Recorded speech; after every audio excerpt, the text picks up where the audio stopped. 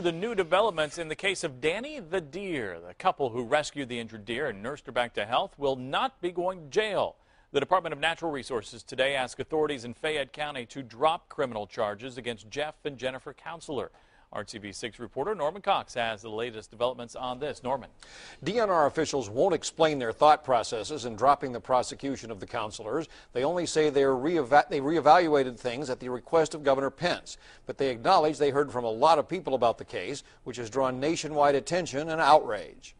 DNR officials say the decision to drop the charges was theirs, not something that came down from the governor's office.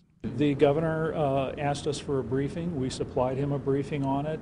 He reviewed the case material that we had. He asked us to take a second look at it. We did, and that's what led to the decision to ask for the charges to be dismissed. He didn't specifically ask you to dismiss the charges, just to take a look at it? He asked us to take another look at it. 2 days ago, when Pence first announced he had asked for the review, he did not appear sympathetic to the counselors, even though he acknowledged that love of animals, both pets and wildlife, is a Hoosier strong point. This is a state of laws, and as governor of the state of Indiana, my focus is going to be to ensure that our laws are fairly and impartially enforced. But national sympathy poured in to support the counselors, who say they had no choice but to save the young fawn. No matter what the law is, we did what was right for the animal. The DNR says it hopes to use the incident as a teaching moment to let Hoosiers know the law prohibits ownership of wild animals for many reasons, among them the chance they will transmit diseases and parasites to humans.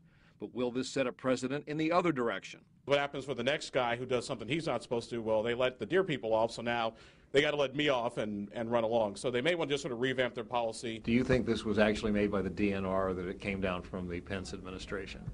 I'm guessing someone in the governor's office called someone in DNR and said, fix it. The governor's office had no comment on today's decision and said all information would come from the DNR. I'm Norman Cox, RTV6.